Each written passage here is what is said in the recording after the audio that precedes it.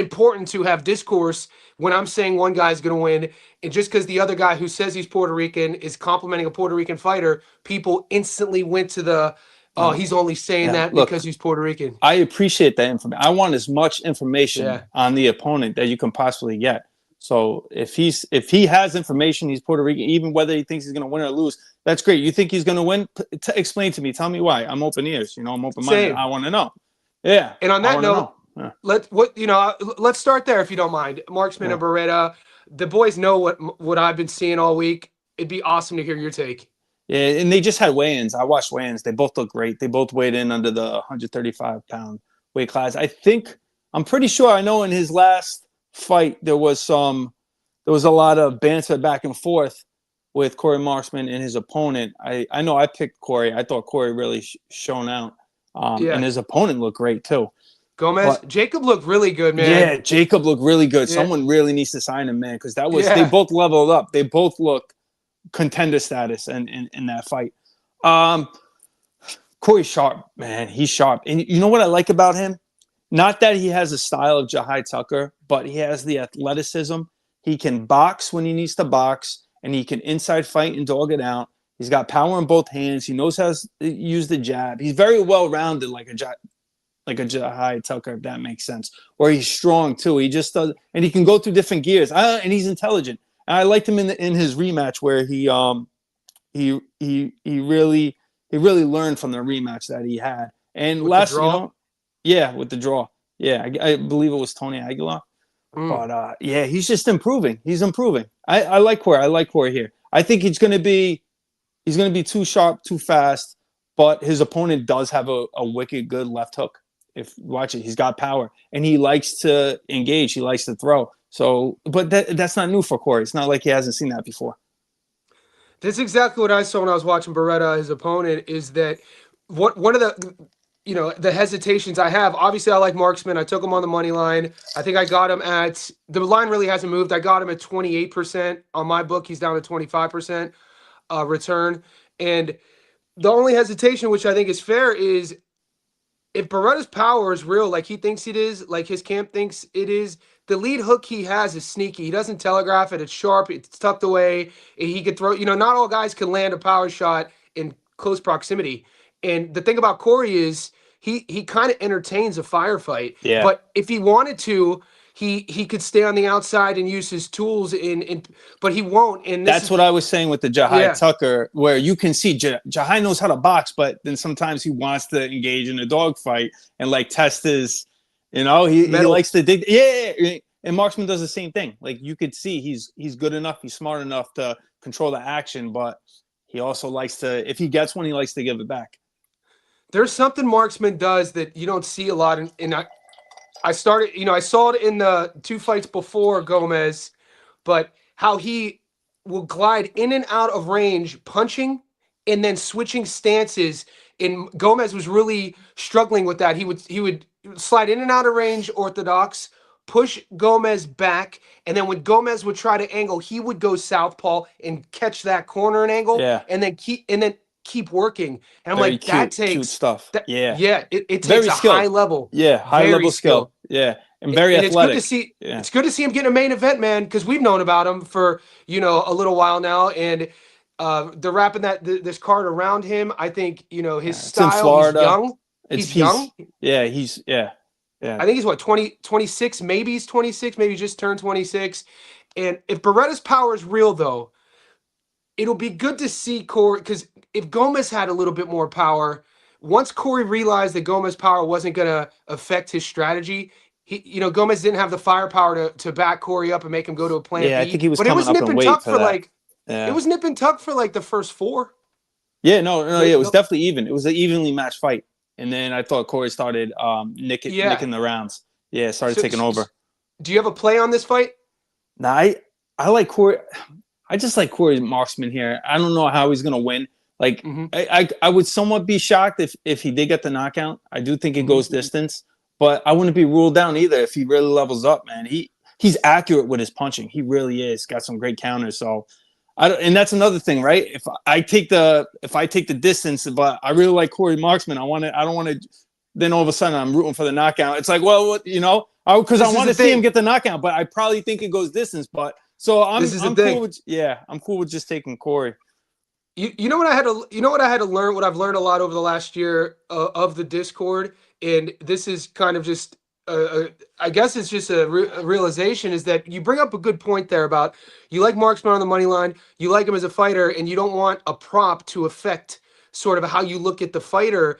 And before I started the Discord, I didn't realize, you see guys who pick guys and then they'll start talking trash about them even though they won, but it's not like the shit talk is about the fighter. It's like the prop didn't hit. Like he should have got the knockout. People get salty. But look, which is fair. It's fair enough though, you know? That's fair. Look, if I'm going to take a prop, Johnny, it's either I'm extremely confident in it, or I think the books I have completely mispriced it where it has to be played. For example, Boots and Karen in the rematch. I thought the Boots points in the rematch was like +4, +500. I thought, you know what? Boots is going to learn. Boots is probably going to knock him out. But I was like, this is completely mispriced. He already went the first off, so I had to play points in the rematch. So that was one of those where, you know, I thought something was mispriced, but, you know, he really should have stopped him in the rematch. Do you see anything this weekend on that exact note? Do you see anything, any prop that you feel is misplaced that maybe nobody's talking about? Because props are volatile, bro. Like, I had to learn the hard way over the last year. But when I got into, you know, I went from just a simple money line guy. Maybe, you know, that's how I, you know, butter my bread and you know, finding a dog here and there, like a +200 dog sort of thing.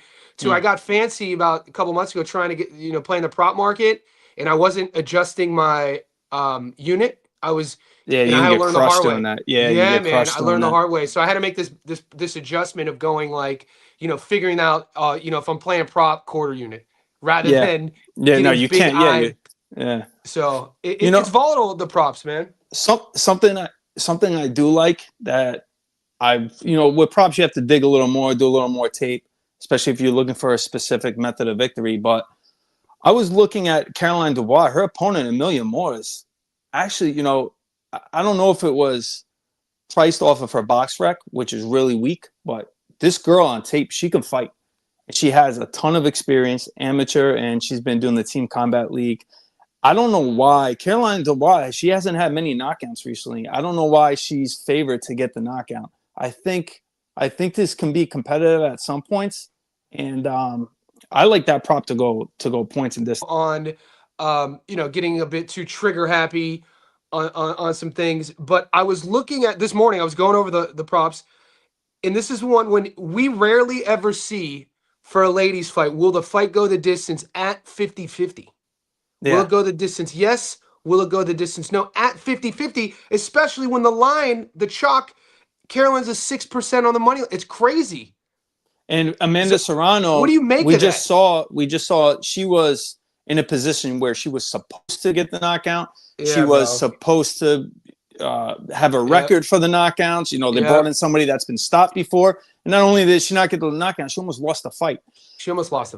And you know, you kind of check yourself. You know, I'm always a guy looking for a silver lining. It's like, for me at least, you bet on a 37-year-old girl with so much tread on the tires. We've seen her washed. Her performances have been slow. Like, she's out of her prime. And that's the problem. You get somebody out of their prime, and they're eventually going to have a cliff fall. And that was almost her cliff fall moment. You know, she was luckily she changed it from 10 to 12 rounds. I think that saved her. So the boys are asking, I'm just going to answer this question. RA says, so you're not taking Terry Harbor. It's just, for me personally, boys, this week, it's a hill. You know, we all have to have boundaries. There's so many fights, Johnny. There's so many fights. I'm not taking any action this weekend on the lady fights. I'm covering them. If you want to ask me my read, I'll give you my read. But all the boys who see my tickets, this is why you're not seeing any That's the MVP card. Yeah, you know, you got the Queensberry card, and then you have the ProBox. So the ProBox card is one of the best cards, you know, of the weekend. 100%, man. What's a fight on the ProBox card you're looking forward to? I'm really liking Naji Lopez and Carrillo. Yeah, I mean, you got these both heavy-handed, undefeated fighters. I like Jordan White and Luis Torres. That's another banger of a fight. Okay. Can we talk about Najee and Carrillo? Yeah, of course. Yeah. Talk to me what you're seeing here. I thought his last fight was like a fight of the year contender. For anyone that didn't watch Najee Lopez and Manny Gallegos, what an incredible fight. There was so many momentum swings, and they both leveled up. They both looked phenomenal. I thought they both That was the best I've seen Gallegos. Gallegos went from a guy that people, you know, the Khalil Cole win, but then the loss at home, and then he fought so brave in his durability. And you know what, with Najee, man, people think, and if they did watch that fight, which we did, people then right now, and I'm noticing all week, there's this misconception that is Najee, that's all Najee. Najee chose to fight like that. Like, he has skills that you know, sometimes I feel Najee could have fought way different that fight. We've seen him fight a little bit more from the outside before. He got dragged into a Mexi fight, man. He kind of talked about it after, man, with a big cut and blood, and he was asked about it. He was like, I like it. And some guys just like it. And Gallegos just didn't have quite the pop to make him pay. Yeah. That's kind of because they question Lopez's chin, right? Because he's been dropped before. He's been dropped. Yeah. But Manny Gallegos, did you guys see what he did to Khalil Cole's face and body? Like this guy is thumping, man. Gallegos can crack. He's a big boy too. He's a big dude. So there's like no shade in that. Yeah. Do you think Carrillo punches harder than Gallegos? No, I don't. I really don't. Neither do I, man. Yeah, I've seen Carrillo before live. I saw him in New York. I forgot who he fought. He's never really impressed me. I think he's from Colombia. And a lot of those Colombian fighters, Venezuelan fighters, they're known for like a heavy hand, a heavy backhand, which he has. They got heavy hands, but they're a little bit slower. And I'll tell you what, his last fight, he looked so lethargic. I forget the fighter he fought, but I know his nickname because it was Black Boy. I just thought that was so funny. It's like a Latin American thing. His nickname was Black Boy, which is funny. Latin America, who was it? Luis Torres. His nickname's Coreano because he looks Asian. Yeah. So they call him Korean. Yeah. You say that shit over here, you get canceled. Yeah. Well, Jalil Hackett. Yeah. Jalil Hackett's nickname. Nick, the Black Mexican. Fights like a Black Mexican. Yeah. He looked great last fight. But the guy that Carrillo fought, I'm sorry. I don't know his. You're not talking about he was Ecuadorian. No. He was from, I think, Ecuador.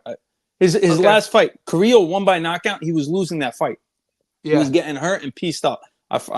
I'm blanking on the guy's name. I just knew his nickname, I'm saying. But I'm saying Carrillo did not look good. And I know people can tell me Lopez didn't look good maybe in the Gallegos fight. I thought he still looked good. I just thought Gallegos looked great. So I would think from those two fights, I would pick Gallegos to beat that version of Carrillo that I just saw. So, and then I'm definitely going to pick the version of Lopez that I just saw. I mean, you're only as good as your last fight. So I like Lopez here. Does he stop him? Does he go the distance? That's another one. I don't know, but I just think Lopez is faster. I think he hits harder. I think he has a better boxing IQ. I can't see anything that Carrillo does better. Maybe he has a heavier back, and maybe one punch power, but then you're banking on him getting caught. Carrillo's tape is not impressive. Like when I was breaking Carrillo down, the last fight you talked about, but in a fight, did you watch the Van Sicklen fight?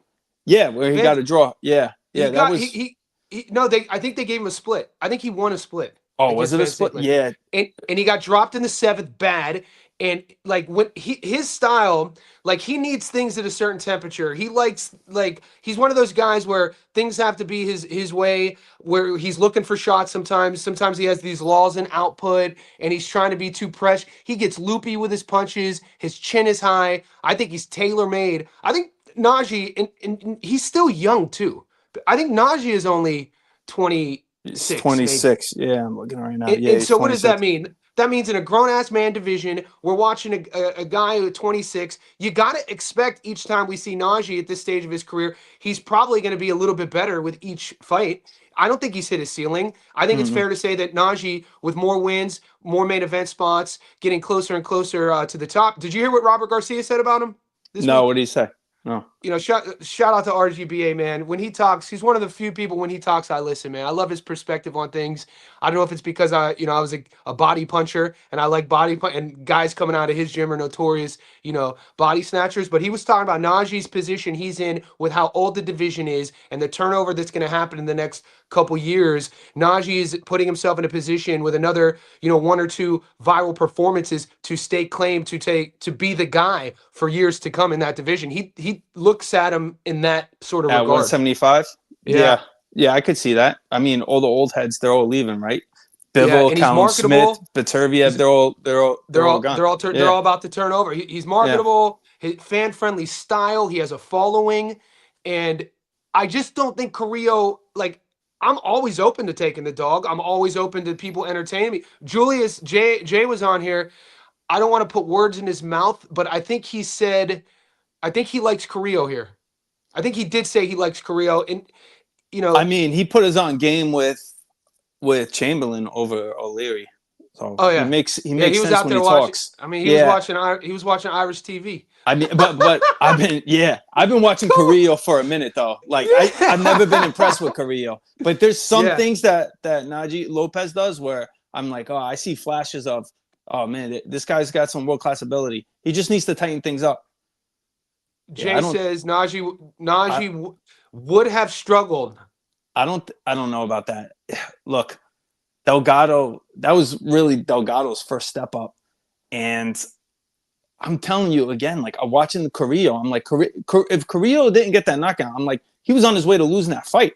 I was not impressed with Carrillo at all. He just looked so slow, pushing his shots. Sluggish. Yeah, he was pushing his shots. I don't know if he had a bad weight cut. And I know he's got heavy hands, but against who, right? Mm-hmm. So Julius Carrillo versus Lopez is good. Okay, so this is what, and Julius is reading my mind because I was going to ask you this question. So, guys, this is for the boys who might be torn on, taking the winner. If you like, this is kind of an option. Will the fight go the distance or not? Julius says it goes the distance. I've heard sides to both. What's your take on this? I mean, it makes sense, right? They both have never been plus money. Never been stopped, right? They both have never been. So, how old's Carrillo now? 33 or no? Is he? I'll tell you right now. Yeah, he's 33. Okay. Yeah, he's 33. Okay, so what does that mean? To me, a guy who's 33 in this position versus a guy like Najee who I think just turned 26, it's hard for me to believe that Carrillo is going to add anything to his game, that I'm going to see any different version of him that we've never seen before. And is there degradation? Is he going to be able to stand up and kind of be able in the mid to late rounds Najee has kind of a stressful style, because what was the most impressive thing for you about Gallegos, other than him being able to take a shot against Najee? What stands out in Gallegos' performance? Oh man. I mean, his will and determination for me was insane. In the kitchen. In the kitchen. I don't know if Carrillo has that in him. Yeah. Do you think? And so that bothers me, because the later this fight goes, Najee, we know, is going to take one. We know he's gonna take one to give one, and he's fine with it. Now, if you think Carrillo pops like that, which I don't think he pops like that, then you probably like Carrillo in this one. I don't think he has the inside game like Gallegos had. I don't know if he's going to be. Yeah, I don't know. I like Najee Lopez here.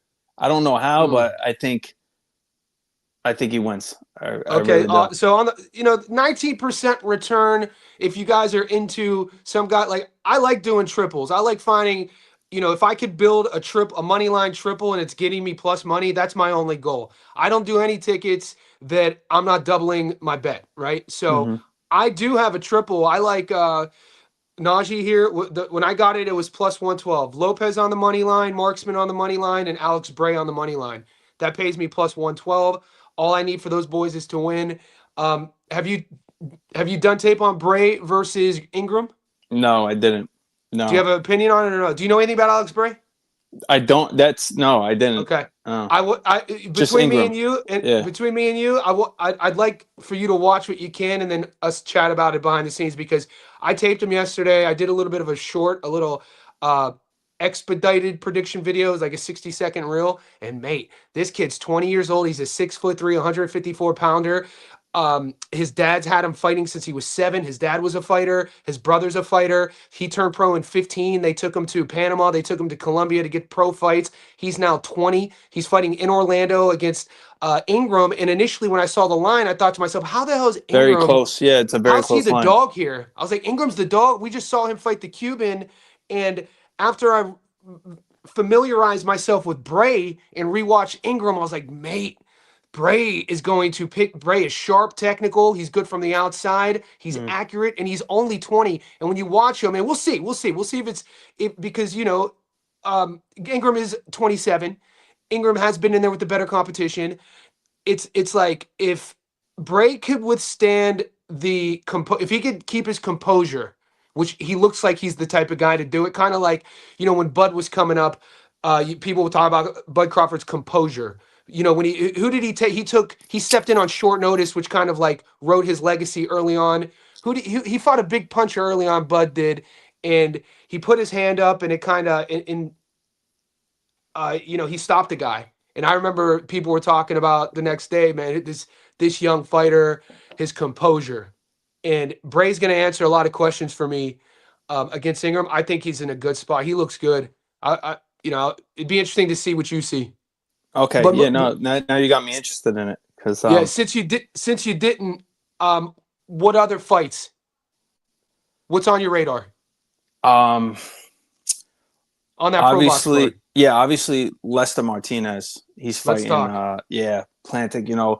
Lester Martinez kind of was flat against Aleem, especially now that we saw Diego Pacheco stop Aleem.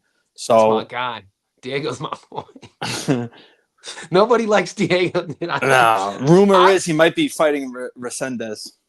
We'll see how that goes. That's easy money. That's easy money for him. It's in LA, yeah. Who would you like in that spot? I mean, Resendez just what? Did he just lose every round to Munguia? He looked so bad. I don't want to talk about it. Is this what we're doing with Diego, though? This is the matchmaking they keep doing? Like, he just fought coming off a loss. Well, you know what it is that, they realize he is only 25. Look at his resume. You're going to be hard-pressed to see a kid at 25 in that division, or anyone in his division who has a better resume. He's fought a lot of good guys so far in his career, but he's not well-rounded. He's not polished. But I think he's getting there, man. I like the coaching change. I like what he looked like since he left Benavidez Sr. and he linked up with McGirt, right? Didn't he? He was with Buddy. Yeah. So and he was sitting on shots. He was much more. I see why they turned down two title opportunities. So, who'd they turn down? And Billy, and they turned down Shiraz. He was mandatory for Shiraz. He turned it down. I think he's a year or two away from that. I'm not saying. And Shiraz didn't look good in his last.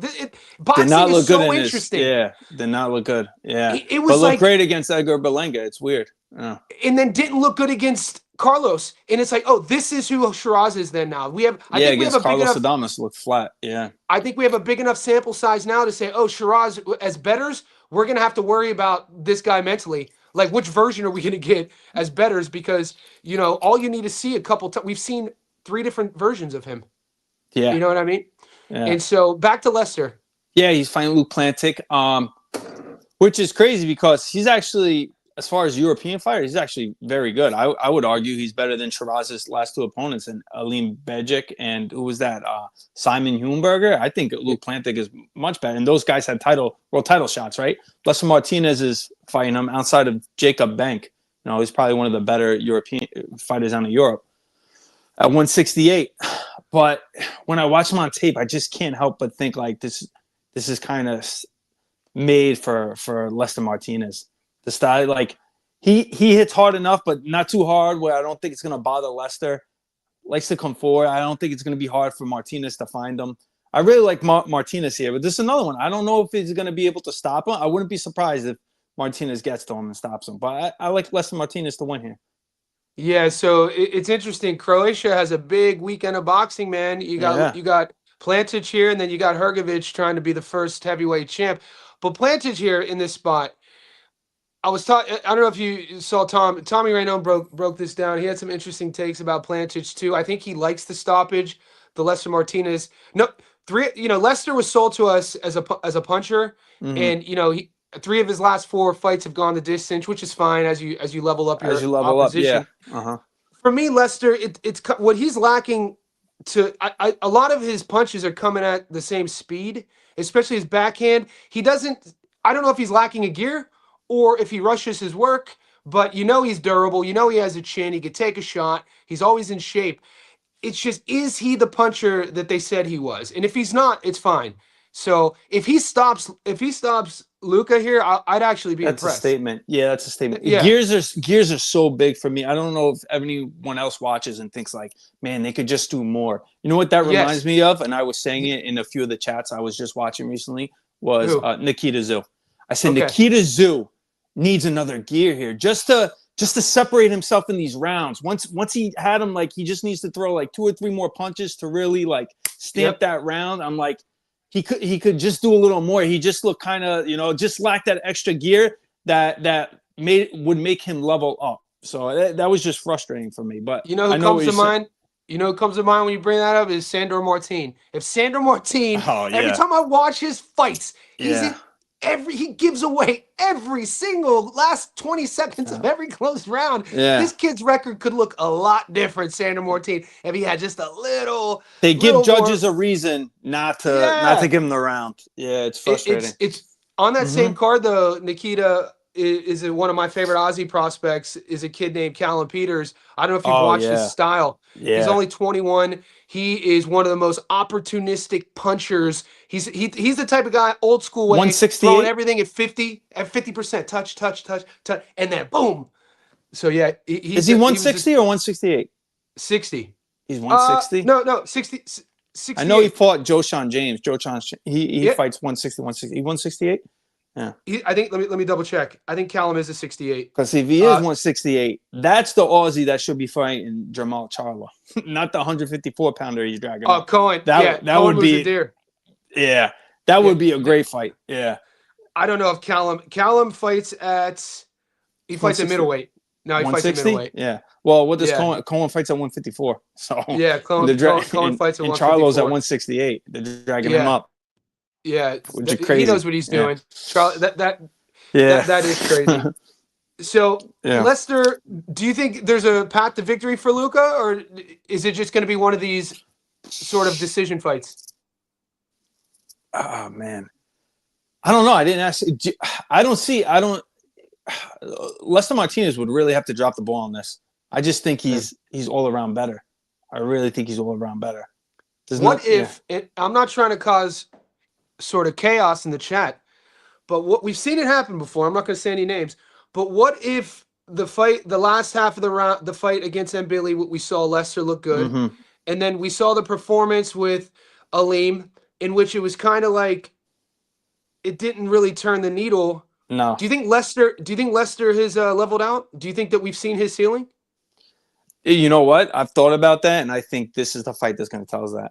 Because I think he needs I think people know that he looked flat last fight. The Mbili fight probably could have went either way. I know a lot of people sided with Martinez, but he needs a big performance here. He needs ProBox is setting him up for one too. They give him a great opponent for him to level up here. He's going to have a big crowd. He's going to be the face possibly of Guatemalan boxing. So he needs he can't have a 7-5 performance. He can't just struggle across to decision. He needs some really big moments in this fight. But I'm saying stylistically, I think ProBox is giving him a very good opponent to accomplish that, to have a good breakthrough. Do you agree with Jay's comment here? I said that too.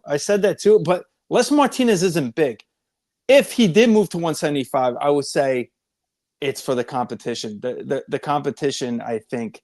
He could be more successful. As in, like Virgil Ortiz, I said this. He probably doesn't need to move to 160, but he would run game at 160 because the competition from 160, 154, I think Lester Martinez would have some easier paths at 175, if that makes sense. I want to ask the chat. We're floating between 80 and 90. Guys, what do you guys think? Do you think Lester stops Luka? Do you think Lester wins on points, or do you think Lester loses? I want to know where their money's at. And then I know there's somebody else on this card. Are you a Ramon Cardenas guy or no? Yeah, I like Ramon. Yeah, I think he's a little bit now like under a spotlight because his few moments with Inoue. Uh-huh. But yeah, I like Ramon Cardenas. Yeah. Do you think that it's one of these things where sometimes, obviously he got elevated in a stoppage loss because we know the knockdown with Inoue, Mm-hmm. in the public's eye, which doesn't always happen in boxing. It's good when it does happen. And he's young enough and he does have an exciting style. Is this matchup again with Carrillo, because is he on upset alert or no? No, I think he'll be all right. I really don't like the price on Ramon. I stayed away from it Uh-huh. because he is defensively vulnerable. So I stayed away from it. But he's a fun, exciting fighter. But I don't know. I don't like putting too much stock into fighters because of their loss, and that's kind of what he's known Exactly. for. That's what he's known for. Exactly. Yeah. In the last few months, it'll come to mind. There were a couple 50-50 fights where the chat was torn, and I always settle on the fact, one of my sort of thought process is like, if a guy is best known for their losses, I'm not sold. You know what Yeah. I'm saying? It's there's certain guys out there that their best moment came in a loss. It's like that's not Look, really. It's TJ hard to bet TJ on that guy. Dolheny, I thought had some really solid rounds against Inoue. Also, I thought he He was did. doing well at times. He's older, but doesn't mean now I'm putting him on a. TJ was a bit of a dog, man. TJ had a Yeah, good he career, took. former world champion. Long, awkward, tough. Like yeah, Yeah, he was part of that he wave. There fought was this out of Australia too, right? He fought. I yeah, know there he's was this Irish, but he fought out there of. was Yeah, this wave of Irish fighters yeah, during, I think it was there was that scandal in Ireland, MTK Global. It was that boxing promotion where I know the chat will let me yeah. know. I know what you're The talking. guy ended up getting sent to he got sent to prison for Yeah, like and they all mob fled to crimes, Australia. and they all fled to Australia. That's TJ great. was one of them. Yeah, Dara Foley was another one. yeah. Who's the kid that Charlo stopped? Dennis Hogan was another Dennis Hogan. one. Yeah, yeah. And they all Okay. used to train at my old gym at Bondi Boxing Club with Del Vecchio. Yeah, But solid it, fighters. Mm. yeah, decent. You know what? One of them is actually fighting for. He's fighting Ben. Um, dude, it's next month. Ben His name's Whitaker. Ben Whitaker. Yeah, Oh, Callum Wallace, right? Wallace. yeah, Yeah. yeah. He was one of them. He's getting a world title shot. What have you looked at that fight or no? No, I haven't yet. No, no. Okay, we'll get to that. So the boys are asking. They're all over the show. Have you looked at Noakes? Have you looked at? Is there Oh anything in yeah. Europe? So, What do you like in Europe? man, I like Sam Noakes.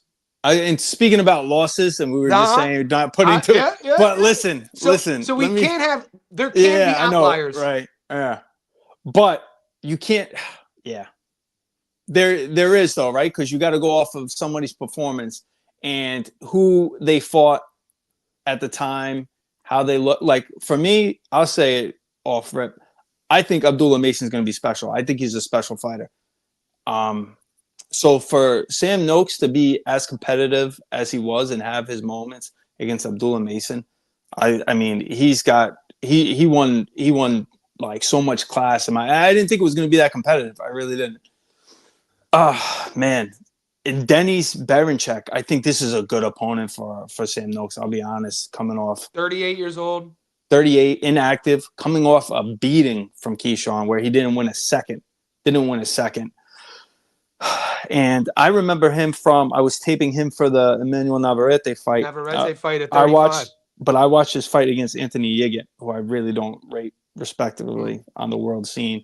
A decent fighter, but he struggled in that fight. That was very nip tuck, that was a very close fight. I'm like, if you're struggling with Anthony Yiggett, and I did that tape for Keyshawn because I was like, I think Keyshawn's going to win in 6 rounds. People thought I was crazy. People were picking Denny's Berenchek. I was like, nah, Denny's, because he was with Loma's team, Usyk's team. They came out of that, Olympic pedigree. Papachenko. I was like, guys, chill with that. This is not the Olympics. The Olympics is an entirely different sport. That's great to have those fundamentals, but a lot of Olympians don't become champions, and a lot of champions aren't Olympians. This is different, and that's kind of what happened, And I think Sam. No, I don't know. I don't know if he's going to stop him. I think it's his 10-rounder, but I think Sam Noakes should win pretty comfortable here.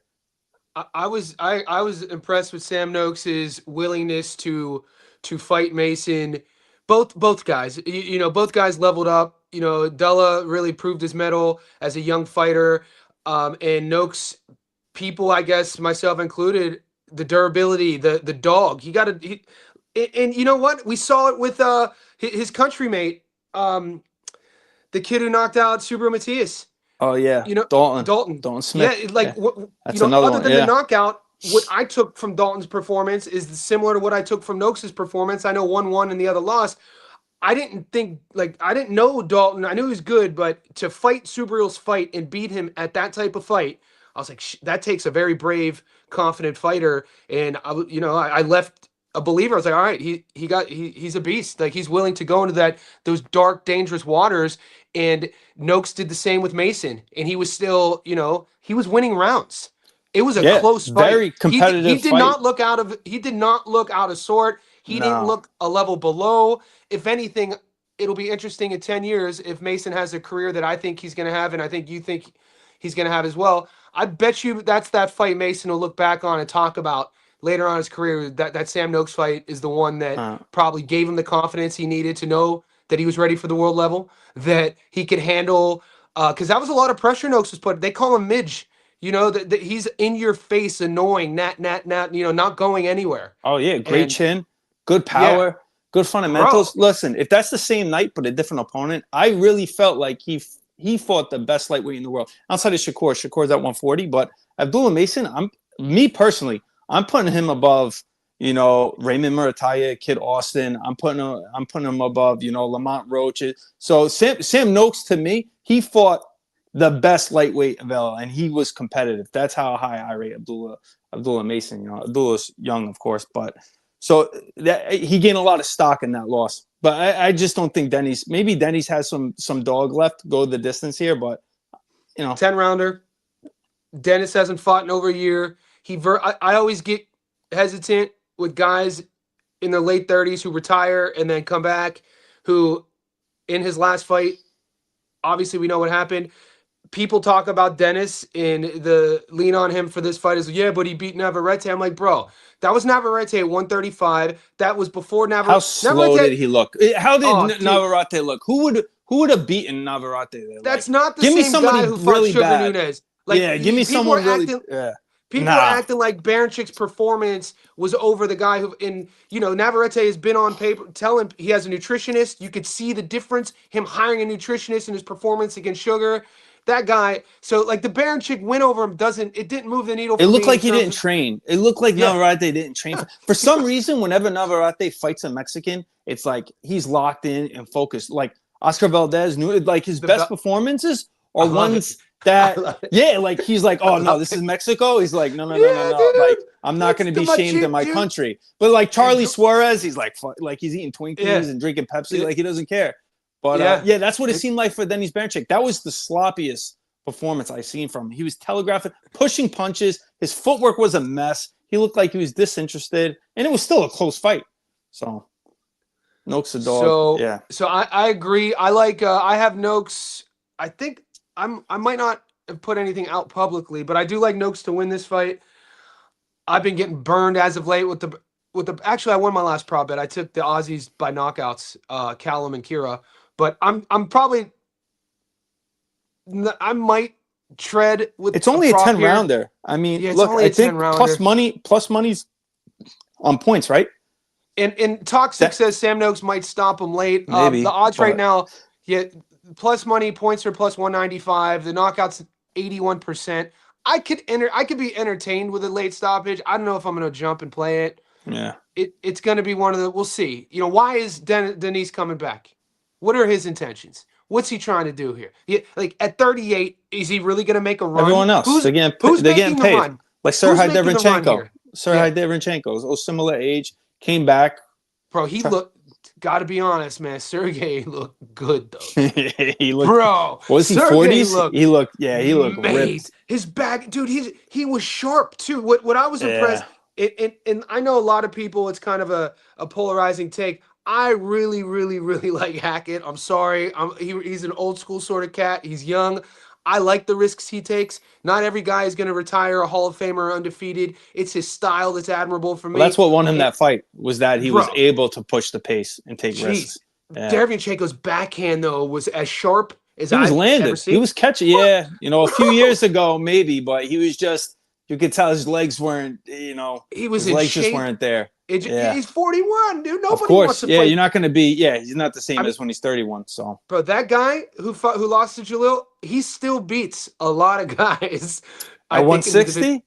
Absolutely. 160 is weak, man. 160. I'd probably favor him to beat Erislandy Lara. At this stage of the game, what's Larry's best win at 160? Like Spike O'Sullivan? Exactly.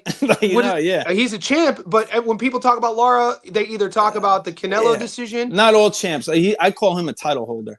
He holds 4 titles. There's 4 titles. There should only be 1 champion in each weight class. Everyone can get a title now.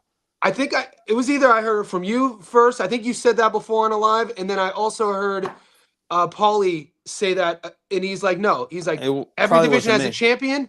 Every division has a champion, and then there's title holders. Johnny, Rolly and Teo, just a 147. Are we really taking them serious as the best welterweights at 147? Like, I know. Yeah, I know. Like maybe they're not even top 10. But, you know, if you're a big name personality, you can bring in, you know, eyes to sport, then you get a title or a title shot.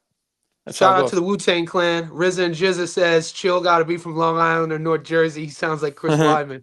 I don't know who Chris Weidman is, but Chris Weidman, UFC Hall of Famer, former UFC champion. Come on, man. I've had Chris on the show before when I used to do MMA only content. I don't know. But so we're talking now, Noakes. Yo, another good fight on ProBox. Sorry, Jordan White and Luis Torres. Short dog versus Valenzuela. Yeah, talk to me about it. Jordan White, I thought he had the benefit of the doubt in Maryland against Rene Guerrion. I thought Rene beat his ass, like at least 8 rounds to 2. I thought at some points that fight could have been stopped. I don't know why those scorecards. I do know why the scorecards were close, because it was in Maryland. It was a hometown fight. He's not going to have that now in California. Luis Torres they're both fighting in California. Now, Luis Torres doesn't have the same type of pressure that Rene has. Rene comes in reckless, right? We remember him with Kid Austin. He just throws everything to kitchen sink, ran a chin, keeps throwing. Torres is a little more calculated, but he's got power in both hands. He can work the body. He came back from behind against the Brazilian Cardoso in his last fight. I thought he looked good. I think Jordan White might be a little gun shy here. I didn't like him in his last fight either. I watched his last fight against Willie Shaw. He wasn't really throwing as much. He just kind of squeaked by each round. I like Torres here. Unless Jordan can level up from what I've seen from both the last fights. I like Luis Torres. So you think these odds are fair? Because a lot of the boys in the chat, you know, they're thinking they like White at plus money. Yeah. Now, you know, I'm no stranger to playing dogs, but I don't like forcing it. And so I'm not one of these guys to ever take a dog just like I go into every no, like I'm not taking unless there's a massive misprice. I don't like doing throwaways. Like I really try to be. I have to kind of I want to be perfect. Everybody wants to be perfect every week, and a lot of people have entertained White here. I don't have action on this fight. Are you comfortable with Valenzuela on the money line? How comfortable are you 1 to 10, 10 being most comfortable? I'd say 5. That's fair. It wouldn't surprise me it wouldn't surprise me because Torres was losing rounds to Cardoso, but Cardoso has better footwork. When he was keeping distance and range, he was really good. But, you know, like all Mexicans, they want an inside fight. And once you break distance, you're in the inside, Torres goes to work. There's a couple of fights. Now, what is your – I don't want to bring it on the screen. I'm going to say a name. And I want to hear you. What comes to mind when I say Mauricio Lara? Josh Warrington. How old is Mauricio Lara? I think he's like 28, 29. Is he? He's 28. Isn't that crazy? Yeah, a lot of these Mexicans, they start boxing when they're like 3 years old. That's why. So they turn pro at like 14, 15. And then you think they're around forever. And it's like, oh, shit, he's in his 20s still. Yeah. He had that moment in the UK. He was like 25, maybe 24 years old. He's fighting Carlos Ornelas, right? Okay. I have action on this fight. People are like, Johnny, there's so many fights. and I'm playing a prop on this fight. I taped him, and is this fight on your radar or no? I know No, I it's didn't. not a. Okay, No, I'll move on. no, I'll move on. no. I'll But move yo, on. I love Bronco though. But Bronco's another one where he's It's hit and kind of a head miss. scratcher. He's hit and Yeah. miss. Yeah, he'll have Yeah. these Yeah. these great It's kind world class performances, and then he looks like a Mexican journeyman. You know, bro. How about Gallazzo? Another like Gallazzo fought Lindolfo Delgado, and uh, I felt that Gallazzo won the fight. Thank God they didn't give it to him because Delgado closed off some parlays. But the fight before that, Gallazzo fought a clubber in TJ in a 6-rounder and got the brakes beaten off of him. Lost to a YMCA boxing coach, 5-1. They gave Gallazzo the decision, and the fight before that, he got stopped pretty badly, right? But so he gets stopped pretty badly, loses to a clubber, but they gave him a decision, and then looked good against Delgado. I think like Lara kind of has that in him too. Like, what is that? Is that lack of conditioning, lack of preparation, not professional? What do you like? You know what I'm saying? definitely professionalism. Definitely. Yeah, you're not consistent. You're not consistently training, not consistently focused. Do you rate Brandon Mosqueda? Wait, you're talking about Gabriel Galaz Valenzuela? Go- Is that yeah? Yeah, I'm talking. Yeah, Golas, yeah, yeah. yeah. That, by the way, I heard who's going to be rumored against Adam Azim. I know someone put in the chat Subaru Matias might fight Adam Azim. I was told that's not true. I think it may be Golazo. Golas. Yeah, Golas. Yeah, I Valenzuela. was calling Yeah, Golas. Golas. So, Yeah, Valenzuela. Yeah, did you Adam think he Azim. beat Delgado? I thought that was close, but So close. Lindolfo Delgado, he reminds me of like an Elijah Garcia, where he just got kind of, yeah, he kind of, I don't know, he doesn't do enough to separate either. Elijah Garcia frustrates the hell out of heavy me, mate. Heavy feet, frustrates the hell out of me. but heavy hands, can be outboxed or outworked at times. Slow starter. But then he could look neat. He could look neat. Yeah. He does some good things. And you know, Elijah's still young. People threw Elijah away like 5 years ago. I thought he won his last fight. I'm sorry. He fought Kevin. Was it Kevin Newman? Yeah, Kevin Newman. I agree. I thought Elijah did enough Kevin to Newman win. tickets. I had Kevin, and I didn't think he did enough. I was surprised when he got the decision. But you know, that's another one. Like he could have did more. Garcia could have did more to separate himself. So you let the judges, you know, kind of dictate. How'd you score Delgado versus Elvis Rodriguez? Oh, I had that a draw. I had that a draw. Was it a draw? It was a draw, right? Yeah. Yeah. I think I watched it with bias. Oh, he won. He won. But played yeah, Delgado on the money line. Yeah. I played him on the money line, and he got. But when I rewatched, I was like, man, Rod probably won that fight. Elvis probably won that fight. They gave it to. I feel like Adolfo Delgado's one of these guys that is like, is he that good? You know what I'm saying? Like, no, he's not. I'm telling you right now, he's very beatable. We've seen him. He's beatable. He's very beatable. Yeah. He's on. You just need two fights, guys that aren't really world class, knocking out world class. That probably Golas Venezuela and Elvis Rodriguez. So he didn't look good in those fights. All right. Yeah. So the Brandon Mosqueda. Do you know him? He's fighting Edwin. Yeah. He's fighting Edwin Palomares. Brandon Mosqueda. When this week started, I got like 10 messages from different guys about him as a fighter. Brandon Mosqueda, and he has like this sort of style where people expect a lot of good things from him. So this is another knockout prop I'm playing because when you look at Palomares, you know what he's been through. Not the oldest, but you know he's been stopped a lot. Did you tape this or no? If you didn't, we'll move on. Yeah, no, I didn't tape it.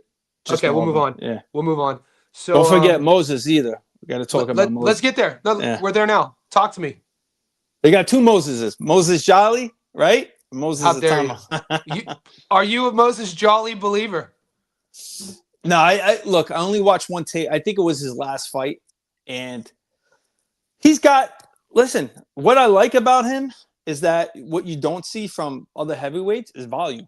He throws his hand. A lot of heavyweights don't really throw. So there's variables and variants in that where you could go far with just volume alone.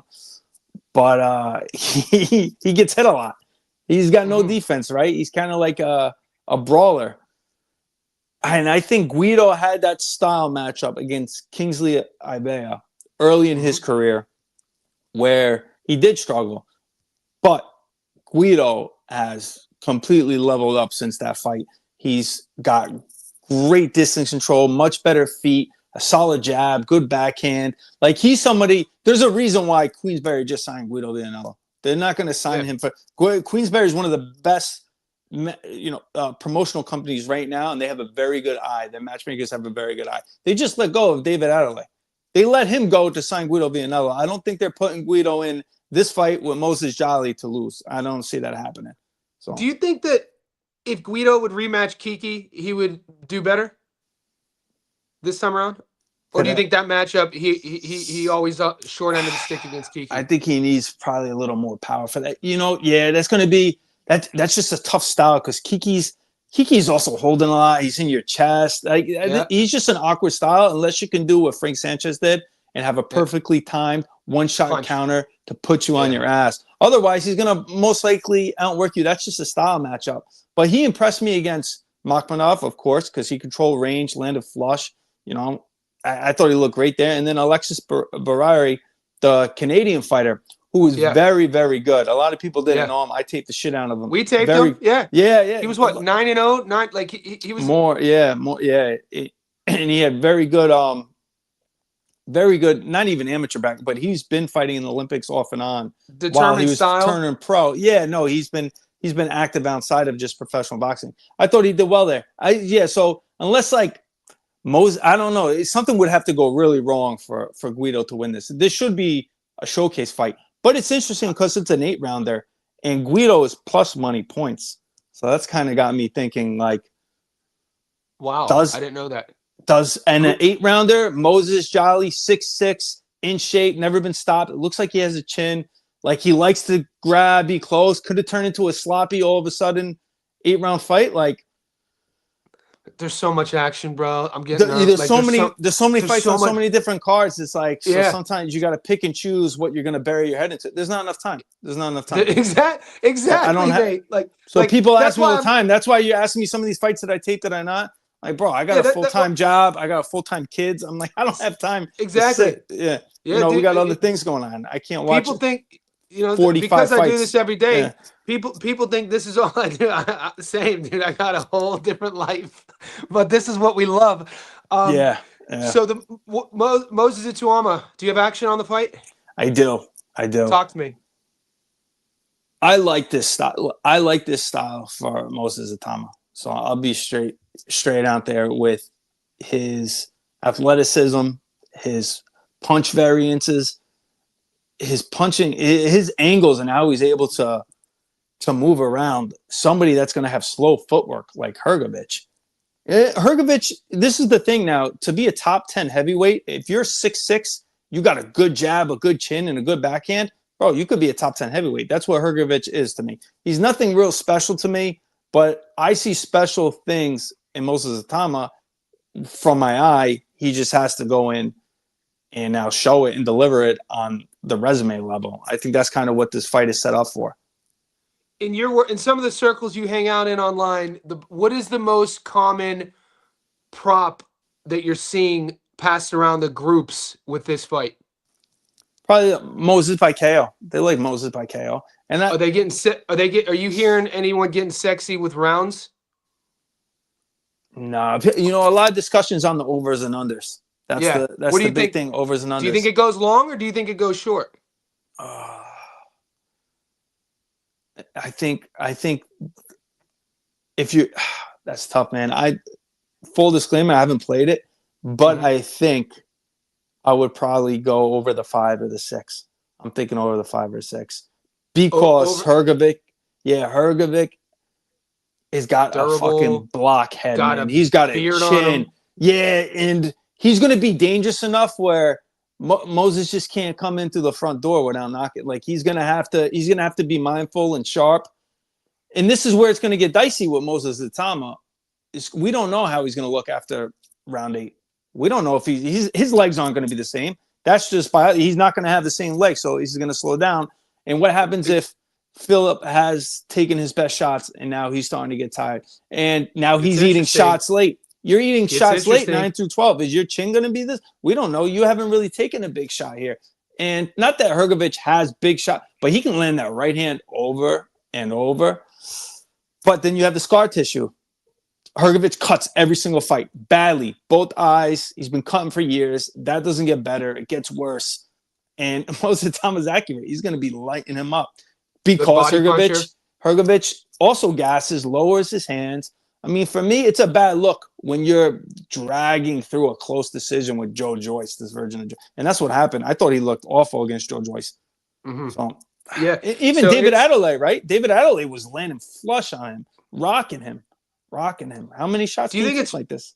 Do you think it's fair to say, or is it too much expectation, if Moses is who people think he is in terms of being ordained as the guy to carry the heavyweight division moving forward for the unforeseeable future, that he should stop Hrgovic? Yeah, that's fair. You have to. Listen, if we're going to put him on a pedestal, and everybody is, Moses is the truth, Moses, then you have to do pedestal-like things.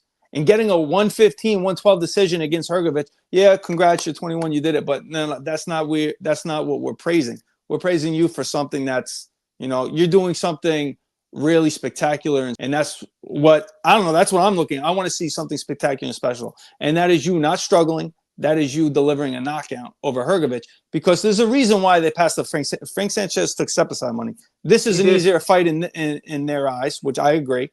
I think Frank Sanchez is more dangerous. I think out of all the titles, I think, Daniel Dubois is more dangerous. I think Ajit Kayaval is more dangerous. Outside of Gassiev, I think Gassiev would get lit up by Moses Itauma. But if I'm going to match Moses for a world title heavyweight fight, like I'm sure you would probably pick the style Hrgovic, right? He's a little slower. Yeah. His defense is leaky. He's easy to hit. He's not quick. There's just things that his footwork's off. In terms of stressfulness for Moses facing certain stresses at this stage, how young he is in his pro career, I think this matchmaking is perfect for him. Right? Yeah. Yes. Did he look good against Dempsey McCain? I didn't think he right? Hrgovic, I'm saying. Yeah. Yeah. He fought, no. Yeah. And the thing also, you bring up a good point. The longer, the questions with Moses, obviously we want to see what he looks like getting drawn out. We want to see how he takes a shot. I want to see any young fighter with shine. I want to see them having to be the nail and see what happens when they're forced to be in that position. Do they Perfect example. Boots, Alexander. People are like, Boots, right? We don't want to see it close. Answered a lot of questions. Yeah. Boots is special. He's got the athleticism, but you're not going to show it until you fight a top tier, and people rate top tier Hrgovic. Alexander Zayas had the weight, had the size advantage. He's top tier, but Boots did something spectacular. Boots did something special, and everyone was putting him on that pedestal. Am I right? Like before the fight, Boots is, he's a pound for pound. Well, we need a pound for pound performance. He delivered there, and that's the same category I'm putting Moses here. I think that's fair. It's a good call. Yeah. What was for me going into Xander versus Boots? The question I had for Boots was, how will he react when he's in trouble? Like that, I brought that up in my breakdown. I was like, what I want to see, and I was like, this isn't a negative thing. And some guys took it like I was saying that I can't believe you're saying that you questioned Boots being a dog. I was like, that's not what I'm saying. I'm saying I want to see Boots hurt. I want to see him hurt, and I want to see how he handles that situation. Not like, and we saw it. Xander had him wobbled, and we saw Boots fight through it. Yeah, you can't just say he has a chin or has guts unless now you see it and you deliver it. Exactly. And now you'll say, yeah, it's not a knock on him. Xander Zayas can crack.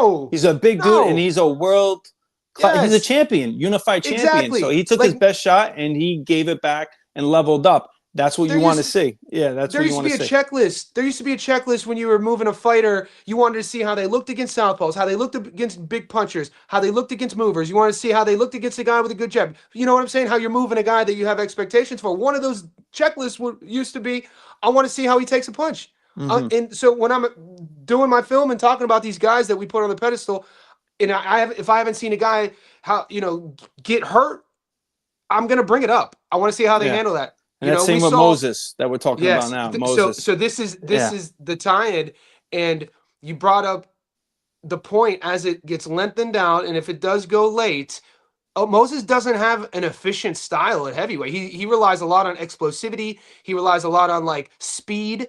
And would you say that's similar to Boots? Would you say he's? Yeah, bro. I just think in terms of the style, yeah. Or Boots, Jaya Pataya. Jaya Pataya relies on a lot of athleticism, explosive combinations. And so we saw when Jai couldn't get Brandon out of there early, we saw Brandon go the distance. Mm-hmm. It's because, so what I'm thinking is, you got to think that Hrgovic, he's the seasoned guy, he's a pro, he has the amateur background, he's going to have a game plan. And he says he's going to come out and try to get the young kid out of there early. I don't think that's the case. I think Hrgovic is going to, if he's smart, is going to try to draw him out. Maybe get some boost Take it from the late. fans because Yeah. he's not engaging. Maybe try to, lengthen it out. That would have to be the game plan. It has to be. It has to be. Why would you go after somebody that is so dangerous early? How many first, second round knockouts does most of the time? I mean, why would you even push that? If he does, he could possibly do that. But I think his strengths would be his experience going late. Would be trying to take this 6-12 and tire him out. Play the long game. And this is, as a young fighter, when you're moving a young fighter, this is a benefit of fighting a veteran. You want to see your young guy, like one of the things that, Nikita's handler said after the fight, disregarding the outcome, they were like, the positive for this is we got to see Nikita go the distance with a real veteran. People were sleeping on Ben, dude. I knew Ben Monty is a kid who started boxing as a 12-year-old champion, never had been defeated, was fighting in his hometown. And I was like, Nikita's not going to stop him. I was like, Ben Monty is crafty, technical enough. But afterwards, Nikita, he got those rounds in. He doesn't, this is for Moses. It wouldn't be the end of the world. It's interesting. He's going to get a lot of shit if he doesn't stop Hrgovic. But the silver lining would have to be, well, at least he got rounds in. I mean, if he goes the distance, he's got to. People are going to say fraud check. No, 100%. They're going to say. But he's got to be a beating. He's got to put a beating on it. He can't have a close decision or drop 4 or 5 rounds. You can't do it. Do you know my play? No, I don't. Have you seen it?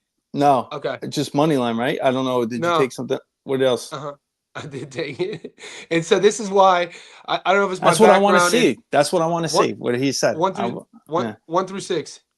You got 1 through 6? Yeah, I was like, I think Moses, and I'm gambling on what I think we're looking at. So I'm gambling on the fact that I think Moses is that guy. So he has 18 minutes to get this slow, marauding, big guy who gets hit a lot. He has 18 minutes to get him out of there. That's what I'm gambling on, is the 18 minutes. And I think that if Moses is that guy, I got it at plus 110. 1 through 6, 18 minutes. I think that because if Moses can't get him out of there in 18 minutes, it gets interesting. Yeah, it gets interesting. Probably banks those rounds. I mean, does he really gas? This is the thing, too. Like, I've seen Hrgovic gas before. I thought he gassed. He didn't look great against Zhang. He didn't look great against Joyce. I mean, and this is such a poor version of Joyce. Like, why are you getting hit by Joyce? You shouldn't be getting hit by Joyce. Yeah, he's dropping rounds to Joe Joyce. It's a bad look. Yeah, no, it's a bad look. David Adelaide, I know the scorecards were very wide, but it was very competitive. Like, look when we're talking about the optics of what Hrgovic has seen in the heavyweight. This is something that a lot of people aren't bringing up, is when you're looking at an opponent, you're like, over a long career through sparring and your opponents, you've seen all the looks. Why Moses has so much shine is because they're heralding him as this hybrid super athlete, optically in the ring, moving like these guys haven't seen before, right? And he also could punch, and he's also so Hrgovic, like, he thinks that Moses is just going to stand flat-footed in front of him. Yeah. Like, he's super athletic. Yeah, he's gonna be reading all of Hrgovic. Like, Hrgovic doesn't have. He throws that jab into the backhand. He doesn't really create angles. He drops his hands early in the fight. He's so defensively leaky. So I can see the 1 through 6. And look, if Moses gets him out 1 through 6, he's absolutely the real deal. Let's do it. I think the heavyweight division, I mean, could you imagine he goes out of there and starches Hrgovic? People will still say then, it's boxing. They'll be like, yeah, Hrgovic stunk. He should have did that. Or if he had the bet, like, obviously Dubois, there was some headbutting going on, but Dubois, let's not lie, like, he couldn't miss with the right hand. He kept laying the right hand over and over again on Hrgovic. Hrgovic made 0 adjustments. And what's the best case scenario for Moses? I know, other than first, like, in terms of like the business side, what does the finish for Moses need to look like? Early, late? stoppage, domination? Like, I you know what I'm yeah, saying? for me it would be if I'm his handlers, I just want to see domination. Like, listen, this guy's so good, he shouldn't even belong in the ring. Where he's almost playing with him. A step ahead, he can jab. I'll make you eat a jab when I want you to eat a jab. I'll make you move when I want you to move. When he's just the ring generalship, like you look at him and be like, he looks like the veteran in the ring. That's what I want to see. And then hopefully he can lay up so much damage that a ref's like, this is almost like to level up David Allen and Hrgovic, where there was just levels in the ring. I want to see that. I want to see Moses is, that's the David Allen there is Hrgovic. I want to see levels there. That's what I know. My expectations are very high because I'm talking like Hrgovic is not as good as he is, but I'm just thinking maybe Moses is really that good. And if he is, then that's what we're going to see. That's what I want to see anyways. Yeah. So. And I think that's a great way of putting it. The levels and what a certain guy, because Hrgovic, it's for Moses, the questions are going to be his inexperience, obviously, his age, not being tested sort of thing. But the upside is like the heavyweight division.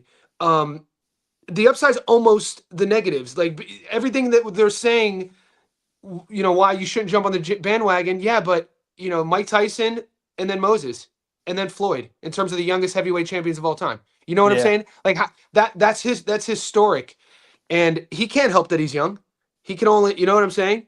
So Very it's young. interesting. Yeah. I mean, they're moving him. They're moving. I Yeah. wonder because you live in the States and I live in Australia, I wonder what the vibe is in the UK with Moses. Boys, there's like over 100 of you guys in here. I'm sure we got a lot of UK boys. I know Keys is from the UK. What do you think that is? Is he heralded in the UK? This is what I don't know. I think he needs some big wins because he's so young. Like, will he be the next AJ? AJ fills stadiums, but AJ didn't really have his big moments until he was mid-20s. Later on in 20, Moses is starting a lot earlier, but they really need that heavy. UK always had great heavyweights. Well, the Olympics really helped AJ. You know what I mean? Like, coming out the Olympics, he had a big name. He didn't really have much of a personality. He's not a bit like a Tyson Fury's a character. He's a personality, right? He just had the optics. More reserved. Yeah, he had the optics, right? He's all chiseled down. Great promoter behind him. But I don't think Moses needs any of that. I think Moses' skills are that's what's going to promote him. If he can really do a number on Hrgovic, and then now you can set up a Daniel Dubois fight, which is very known in the UK. You got Fabio Wardley. You have some, if he can become unified or undisputed at such an early age, and then maybe have what the Klitschko's did of an era of who's going to be, I mean, this kid could be something special, but he's got to create that. It'd be great for the sport. I mean, it's great for the sport. Yeah. And you know what? To be alive on the timeline of having another one of, a heavyweight having a run, an exciting heavyweight too, because, Klitschko style. The whole jab so boring. Both the brothers are so I know, awful. From Lennox Lewis fight, it's like, and so Moses does not fight like that. No. I got to wrap it up shortly. What else is there? A fight we didn't talk about? The boys love. It's always a pleasure when you come on. Yeah, go to the chat. Questions. I guess let them ask. Yeah, I don't. All right, boys, chat. We'll leave it up to you. Is there any fights now that TJ and myself didn't talk about that you guys have questions on? Any 50-50s or upcoming fights? Yeah, Okay, there's Keys is in the UK. He says I don't think Itauma is going to be as big a name as AJ, but he would sleep prime it. Interesting. Okay, so Moore versus Jennings. Yeah, Brandon Moore versus Jennings. This is the problem, man. Jennings is 41. Mm-hmm. Was inactive. I think retired. Came back from retirement. And Brandon Moore is not. It's not like Brandon Moore's that good, but he's gotten better. He had, I think it was a soccer player, or maybe I'm confusing them with F.A. Jaguar, but I think they were both soccer players. They're very good soccer players. But they come from an athletic background where they got into boxing late, right? Brandon Moore, but he's gotten a lot better. I just think now, what does Brian Jennings have left? I think Moore will be good enough to win here. So I know Savage, he almost stopped Savage. He had him hurt, buzz, dropped, but he won every round with ease. I just think Moore is going to win this fight. Outside of getting clipped, he should win this fight. Are you playing that? No, I didn't play it. Neither am I. With so much, Go on. The heavyweights are tough, man. There's too much variables in a heavyweight. Guys, this is one of those weekends where there's so much action. It's important to have boundaries with how you bet. You don't have to chase. You don't have to freaking bet on every single fight. Pick a card or pick a handful of fighters and just stick to it. Oh You yeah, know what I mean? There's just I so know much. Michaela Okay. Mayer and Cameron. Did you That's a take Mayer Cameron? yeah. I Talk love to that me. fight. I know both those fighters well. I love that fight. All right, talk to me. I'm edging it. No, this is the first part I gotta say is that it's in the UK, and you know what comes next when I say UK? It's UK judging, and that's always an issue. Hopefully, it's a MVP card and we get fair cards here. But Michaela Mayer, I think her volume and pace, that's what I'm relying on. And this is at 154. She's been a little more suited now. It's a higher weight class than Chantel Cameron. So I think she's going to edge this on points. But this is going to be a back and forth. This is a good fight to play a draw. I think there's going to be a lot of close rounds here. Sneaky. You're turning the clock back when you predicted the draw on my live I hope stream there's not a draw with the two California fighters. Well, one was from Mexico. Who was it? Gucci Flores, maybe, or yeah, Gucci versus Jorge. You predicted the draw. Yeah.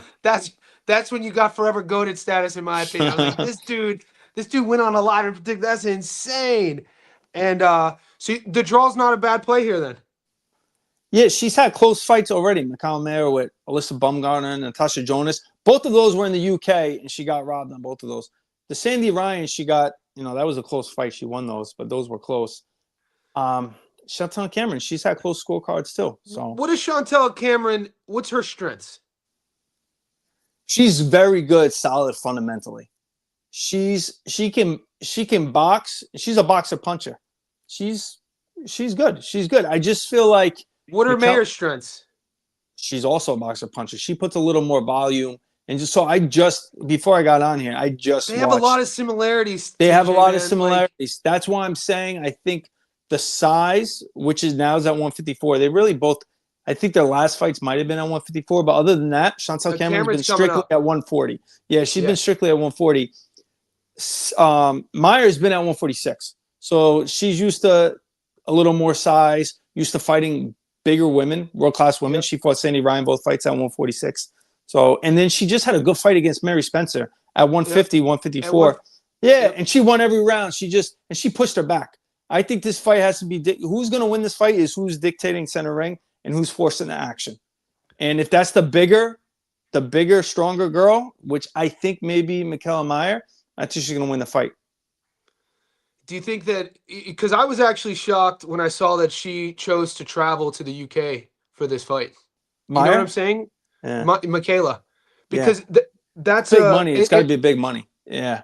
And like I said, she's lost her two fights in the UK. She lost her two fights in the UK. She fought Baumgartner, even though at 135 pounds, I think they fought at. It was 129, 130. She fought her at 130. Yeah. That's insane. And I think Natasha Jonas might have been at 135. And that fight wasn't close. I don't know how that was a split decision loss. I had her winning like 8-2, 7-3. I didn't think that was that close. But sometimes it's like that. Yeah, sometimes it's like that. So, how'd you score the trilogy with Serrano and Katie Taylor? The third fight, Katie Taylor, that was the most clear, decisive win. The third fight, she really had that one in the bag. I thought. Agree. The first, she made, the first two, I told Katie Taylor personally. I was with her somewhere where I was very lucky and fortunate to meet her, and I told her, I was like, the first two fights, there's a lot of criticism. I think they could have went either way. You needed that third fight. I told you needed that third fight. That's like the nail in the coffin. All right, you might have thought the other two could have won, but the third fight, that's what the people are going to remember. You won the trilogy. You won the third fight. It puts all that controversy to bed. For me, that's what I thought. That's what I told her. She smiled and laughed at that because I think, I was like, you really, showed out in the third fight. It was separation. Yeah. One of my favorite backhands in boxing, mate. Like Katie Taylor, when she fights rough. She's rough, but headbutting, dirty. Hey, man, she's a fighter, dude. Yeah. There's so many fights. We didn't even touch on the Japanese card. You got any takes? No, I'm not. I'm not. Yeah, I'm not so, yet. bro. I'm So swamped, man. I'm I was swamped tired. with so much tape. TJ, Yeah. I'm tired. Yeah. All Yeah. right, brother. We've been on an hour and 20 minutes. There's still 95 in here, bro. I appreciate your work, man. Every time I get a message from you, I'm like, yes, it's like No, it's great Christmas. chopping it up, man, Yeah, with man. Keep you and doing the what you're guys in the doing. chat. Yeah, it's awesome. Yeah, man. Appreciate you and good luck this weekend, brother. Thanks, man. Thanks. I'll talk All to right. you. All right, I'll bye. see you. All right, boys. I'll stay on for a couple minutes. What is going on? That's Chilltown. You know, he'll probably never do it, but I've been trying to talk him into starting a YouTube channel. He'll probably never do it, but he's a beast. TJ is one of the brightest minds. He is, man. In terms of betting, TJ's a beast. I have nothing bad to say about him as a person, his reads. This is a guy that was messaging me on email 2 years ago. So like we were in email talk before I even started doing betting only content. And so you know, he messaged me this morning. I was training, and he's like, "Hey man, you going live today?" I was like, "Yeah." He was like, "Can I jump on?" I was like, "Dude, 100%, dude." So he's in our Discord. It's another, you know, if I have to ever sell our community in a positive way, Johnny, what's your elevator pitch of the JSB community? Well, it's, you know, filled with like-minded, professional, well-researched boxing minds, and when I say that, Chilltown's at the top of that list.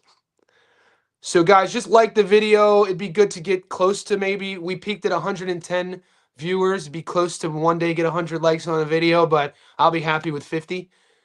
Mayor Cameron, I'm gonna just take some of the questions. What's your favorite prop this weekend? I told you, Moses 1 through 6. Darrell Thomas, he doesn't have one. He doesn't have one. And this is the best thing about Chilltown. Doesn't do social media. Doesn't do social media. He's kind of I think he's active on Twitter. So if you use Twitter, which I don't, he goes by Chilltown Boxing on Twitter, and I think he does have a nice little fan base there where he gives his reads, and you know he's a beast. Really, you know, he really put me on to a lot of the South American fighters, South American prospects. If there's guys coming out of, you know, even like if there's guys coming out of Mexico, guys coming out of Argentina, guys coming out of like, you know, Puerto Rico, um, Latin America, he's always put me on like 6 months before everyone starts hearing about him. Arobio's fighting next week. Speaking of that part of the world, if you guys don't know who, I'm high on John Arobio, mate. He's fun. That Eye of the Tiger card is next week, guys. Feeding families. We have so much work, so much action. We're coming off a Wednesday night in Australia. We were one scorecard away from going perfect. We hit our money line Bet365 A side parlay. We know the zoo draw voided on the Bet365, but that still hit. The zoo draw on my other betting account, Sportsbet, lost. I lost the most I've ever bet on that draw. I'm very open with my winnings and I'm very open with my losses. But we did hit. We hit our knockout prop. Peters and Rustin at plus 185 hit. So there's a lot good. There's always more good than there is bad. You know what I'm saying? And that's why I always say we up. It's a philosophy. Chantel Cameron, Ramon Cardenas, thoughts. I like Cardenas on the money line. I think it's a fun fight though. I'm not betting any of the girl cards, but I'm still watching the MVP card. There's a lot of action that like I'll give you my take on, but it doesn't mean I'm betting. All the JSB insiders know my plays. They're up right now.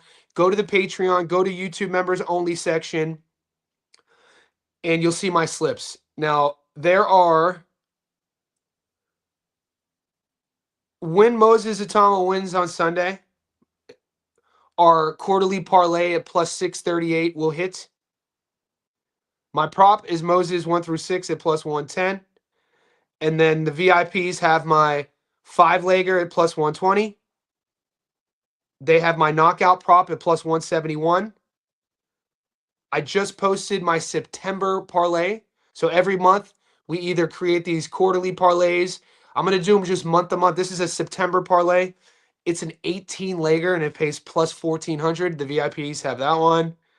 And then today I posted a money line triple that pays plus 118. So you see a pattern here. Every single one of my tickets you see, if you're new to our community, you see them. They're in our member section. And more importantly, every single one of my tickets is always at least going to double your bet. And then one I haven't posted yet. I do have my Japanese parlay. I think I did post this. So check the tickets. I gave you my Japanese winners plus 114. Guys, I got a train. So I'm going to go downstairs to my gym and I'm going to deadlift and I'm going to back squat. And so wherever you are in the world, make sure you're doing well. Don't chase this weekend. There's a lot of action. You guys won't see me until my Monday morning, so after the fights. And if you're down financially, don't bet. Sometimes the best bets are the ones we don't make. If you're chasing, I would suggest take the weekend off. If you're winning, buy yourself something, buy your girl something, withdraw the money. If your account has money in it and you could pay a bill, if you could, some of you guys are big bettors, no, nothing's worse than when we're on a hot streak and we get a little bit greedy and you try to double up and then all the winnings that you won, all those reads that you had that you were right about, you have nothing to show for because you didn't withdraw anything. So there's boundaries and strategies that go way past picking winners, okay? And that's just my advice on that.